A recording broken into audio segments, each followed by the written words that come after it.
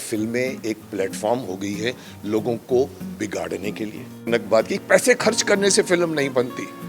शक्तिमान पैसे खर्च करके नहीं बनी थी।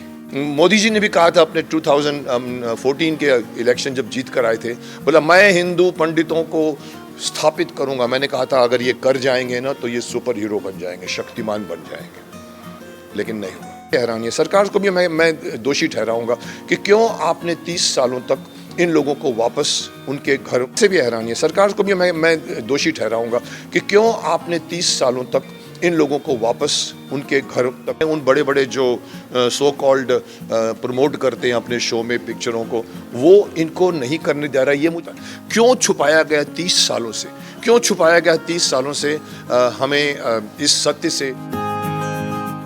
शक्तिमान फेम एक्टर मुकेश खन्ना हाल ही में फिल्म कश्मीर फाइल्स देखने पहुंचे और उन्होंने मीडिया से बात की। उन्होंने कहा कि वो पूरी फिल्म देखते वक्त अपनी आंख एक पल के लिए भी नहीं हटा पाए। साथ ही उन्होंने कहा कि ये फिल्म बहुत पहले आ जानी चाहिए थी और इसके लिए उन्होंने सरकार को भी दोषी ठहराया। उन्होंने मोदी जी को लेकर भी बात की। आइए सुनते हैं क्या कहा मुकेश खन्ना ने। 2.5 घंटे आंखें नहीं हटा सका फ्रेम से। इतनी एंड्रोसिंग बात है, परफॉर्मेंस सुपर्ब है। चलिए आइए।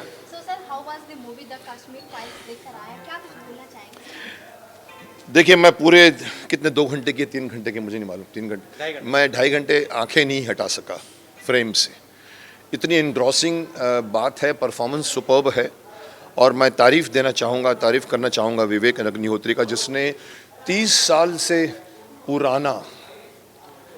साल पुराना सत्य। तू इधर आ, एक में भैया, एक उधर से।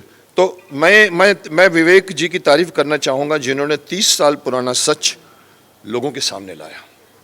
ये सच ऐसा होता है कि जैसे कहते हैं कि अगर आप गलत न्यूज़ दो तो आप पाप कर रहे हो, लेकिन अगर आप सच न्यूज़ हो उसको छुपा के रखो तो उससे भी बड़ा पाप होता है। क्यों छुपाया गया 30 सालों से, क्यों छुपाया गया 30 सालों से हमें इस सत्य से। मैं तो जानता हूँ क्योंकि मेरी फैमिली में भी ये हुआ है। मेरी फैमिली में भी ऐसे विस्थापित हुई है फैमिली मेरे वहाँ से मेरे, तो मुझे पता है, मैंने कहानियाँ सुनी हुई है। लेकिन एक कॉमन मैन तो यही समझता है कि भाई उस कॉमन मैन को ये कोई समझाएगा कि अपने ही देश के एक कमरे से निकलकर एक दूसरी कमरे में आप जा रहे हो और आपको शरणार्थी बोला जा रहा है। 30 साल तक वो शरणार्थी हैं। पाकिस्तान से आए तो समझ में आता कि चलो पाकिस्तान से आए तो आप शरणार्थी हैं, लेकिन मेरे देश में से कश्मीर, जिसमें मैं हर साल जाता था, एवरी सेकेंड ईयर मेरे बड़े भाई साहब हमें श्रीनगर लेके जाते थे, पहलगाम लेके जाते थे। उसके जैसी जगह नहीं है हिंदुस्तान में। उसके अंदर हम रहते हैं। वहाँ धीरे धीरे कभी कभी मुझे याद है उस वक्त कुछ लोग कहते थे कि ये लोग ये जो भेजते हैं ना, जो चेरी वेरी, वो पूछते हैं अरे हिंदुस्तान से आए हो। अब वहाँ पहली बार लगा था कि कहीं ना कहीं कुछ गड़बड़ है, और ये गड़बड़ इतनी बड़ी लेवल पे गई है। मुझे हैरानी है कि किसी ने, और मुझे सरकार से भी हैरानी है, सरकार को भी मैं दोषी ठहराऊंगा कि क्यों आपने 30 सालों तक इन लोगों को वापस उनके घर तक नहीं पहुँचाया, क्यों नहीं घर दिया उनको, क्यों। और अगर मोदी जी ने भी कहा था अपने 2014 के इलेक्शन जब जीत कर आए थे, बोला मैं हिंदू पंडितों को स्थापित करूंगा। मैंने कहा था अगर ये कर जाएंगे ना तो ये सुपर हीरो बन जाएंगे, शक्तिमान बन जाएंगे, लेकिन नहीं हुआ। 8 साल बीत गए हैं। अभी भी एक मेकर को एक ऐसी फिल्म बनानी पड़ती है जिसके ऊपर कंट्रोवर्सी खड़ी हो गई है। कई बड़े बड़े प्रमोशन नहीं करने दे रहे हैं, और मुझे हैरानी है उन बड़े बड़े जो सो कॉल्ड प्रमोट करते हैं अपने शो में पिक्चरों को, वो इनको नहीं करने दे रहा है। ये मुझे अंदर की बात बताई गई है। विवेक अग्निहोत्री ने खुद भी कहा है। और एक हैरानी की बात मैं कहना चाहूँगा, शेयर करना चाहूँगा, क्योंकि मैं उस डायरेक्टर को जानता हूँ, मेरे इंस्टीट्यूट से ही है, कश्मीरी पंडित खुद है। उनकी पत्नी का मैंने रिव्यू पढ़ा। मुझे हैरानी हुई कि क्या सोचकर आप कर रहे हैं। आपको समझ में नहीं आ रही कि ये सच। हर इस फिल्म को प्रमोट करिए। अगर ये बड़े बड़े प्रमोटर्स प्रमोट नहीं करते, एक बड़े हमारे इंडस्ट्री में लोग पता नहीं क्यों अपने आप को भारत से अलग प्रूव करते। अगर ये भारतवासियों का दुख आपको समझ में नहीं आ रहा है तो आप हमारे देश के वासी नहीं हैं। अगर उनमें से भी ये लोग प्रमोट नहीं करते तो इस फिल्म को पब्लिक प्रमोट करेगी।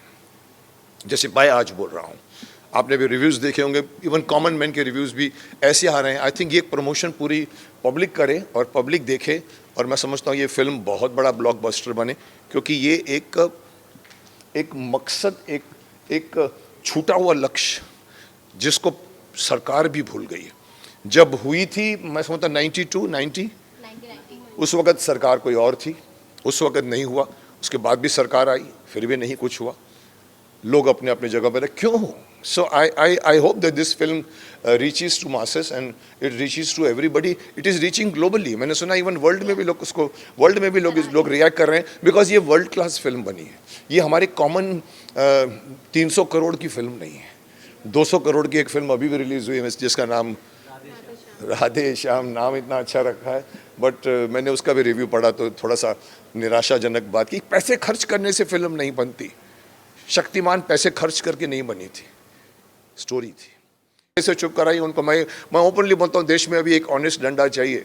अच्छी बातें पास नहीं होती, पार्लियामेंट में करोड़ों रुपए का लॉस हो जाता है, कुछ काम नहीं होता, तो वो करने की ज़रूरत है, एक पावरफुल सरकार। इसलिए मैं कहता हूँ कल इलेक्शन जो आया, यूपी का इलेक्शन, वो सिर्फ बीजेपी की जीत नहीं है, देश की जीत है। प्रचंड बहुमतों से आया। मैं चाहता हूँ कि एवरी स्टेट में अभी रूलिंग सरकार, मैं इसलिए नहीं बोलता हूँ कि मैं बीजेपी का हूँ या मैं कांग्रेस का नहीं हूँ या सपा का नहीं हूँ, मैं इसलिए बोलता हूँ कि देश को एक स्थिर सरकार चाहिए। 75% जब तक मेजॉरिटी लेके वोट नहीं आएगी तब तक देश का कुछ नहीं होगा। यही होता रहेगा, वो उधर से वो खींचेगा, उधर से करेगा। सो आप पूछते क्या होना चाहिए, मैं समझता हूँ एक ऑनेस्ट डंडा होना चाहिए देश में, जो असली बात। कल फिल्में एक प्लेटफॉर्म हो गई है लोगों को बिगा। नारी से जुड़ी मोर अपडेट्स के लिए हमारे इंस्टाग्राम को फॉलो, फेसबुक को लाइक और यूट्यूब चैनल सब्सक्राइब करना ना भूलें।